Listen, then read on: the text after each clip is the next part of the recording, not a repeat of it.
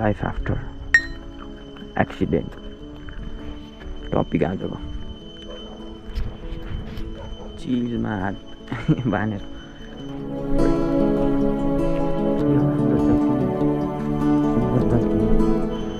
So hello and नमस्ते everyone, welcome back to my channel. So hope सबैजना सन्चै हुनुहुन्छ होला। म त यस्तै छु, थाहा नै छ। एक्सिडेन्ट भएको आज 10 दिन भयो, आज 10 गते होइन। सो 10 दिनसम्म मजाले सुत्यो, अनि हिजो एकचोटि आएको यहाँ यसो हिँड्नको लागि हिँडेर कति सुत्ने भनेर हिँडेको। आज 2 दिन भयो आउनु लाग्यो। अनि अघि चाहिँ म भिडियो बनाउँछु भनेर सोचेको थिएँ है, अनि उठेर चिया खाएँ। अनि त्यस पछाडि यत्तिकै हिँडेछु, अनि यहाँ आउँछु, अनि यहाँ आएर त लो क्यामेरै छैन। फेरि गयो भने फेरि फर्केर म चाहिँ जल्किनीमा छु होइन। नेपालको युट्युब कम्युनिटीमा यस्तै छ यार, कहिले राजकुमार र निरज श्रेष्ठको कन्ट्रोभर्सी, कहिले सभ्याको र वीरबाइकर स्यामी हो या वीरबाइकर स्यामीको कन्ट्रोभर्सी, कहिले नेपाल भर्सेस नेपाल, कहिले नेपाल भर्सेस इन्डिया। अब सभ्या र विजय साईलाई चाहिँ नेपालको भन्दा नि इन्डियाको भनेर चिन्ता हुन्छ अब। So where are you from? I'm from Nepal. Nepal. You must be talking about Sabarmata. No. Oh, Light of Asia, Gautam Buddha. That guy, that world record guy. Vijay Sai, you're from that country, right? No, bro, he's Indian. Oh, he's Indian. I'm sorry. So अब कोहीले सभ्य rights र अनि विजय साईले चिन्नुहुन्छ भनेपछि ए तिनीहरू त्यो हाम्रो छिमेकी देश इन्डियाको हो भनेर भने हुन्छ। नामै फाल्ली भयो यार दुईवटा मिलेर। तो ये नेपाल का कल्चर है, जब तुम खाते हो तो पैसा दिन पड़ेगा। सो यो कन्ट्रोभर्सी चाहिँ कस्तो रहेछ भने, अब अनुरागको हाम्रो �द राइडरको बर्थडे पार्टीमा वीरबाइकर स्यामीले अब खाएको रहेछ होइन 5 स्टार होटलमा। अनि त्यस पछाडि सभ्य राइट्सले चाहिँ पैसा माग्नु भएछ। अनि बर्थडे पार्टीमा पार्टी दिएपछि नि पैसा माग्छ त, होटेल गरेको हो र कस्टमरलाई पैसा माग्नलाई, त पार्टी हो नि त। त्यही हो, मलाई धेरै बोल्नु छैन, मेरो आफ्नो एक्सिडेन्ट भयो यहाँ यस्तै छ। फेरि मेरो नि कन्ट्रोभर्सी निस्किला। सो लाइफ आफ्टर एक्सिडेन्ट, यही नै हो आजको हाम्रो टपिक। यस्तै छ है, डुल्यो बस्यो, डुल्यो सुत्यो, रेस्ट गर्ने भनेको भन्ने छ।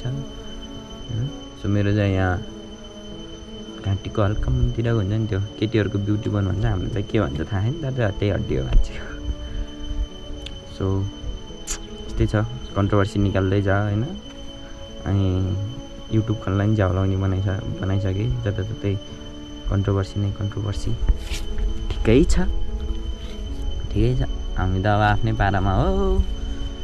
अब यस्तो भइसक्यो, बाइक चलाउन मिल्दैन, ब्लग पनि त्यस्तै होला। अब ट्राभल ब्लग आउँछ, ढुक्क बस्नु होला।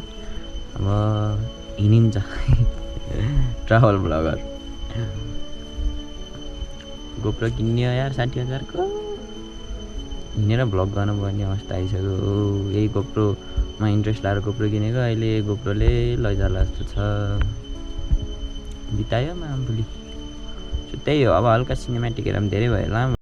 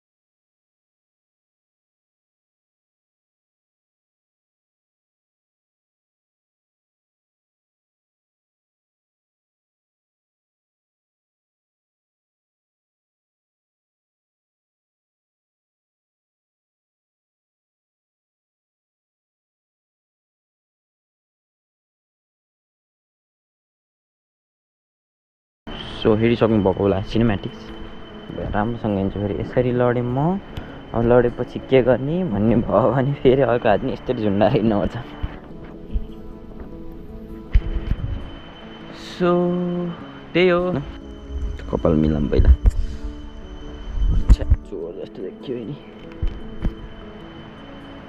सो त्यही हो गाइज अब यस्तै नै छ कतै हिँड्न पाएको छैन अब ब्लग चाहिँ गर्ने हो सो 1K हिँड्नुपर्छ छिट्टै अनि यस्तै नै छ के गर्ने हैन अब so hope you guys enjoy my video don't forget to subscribe पछि बेल आइकन दबाउन नबिर्सिनु होला सो अर्को भिडियोमा भेटौँला पिस आउट बाई बाई नि कुन हातले गर्ने हो यहाँ हातले गर्छ बाई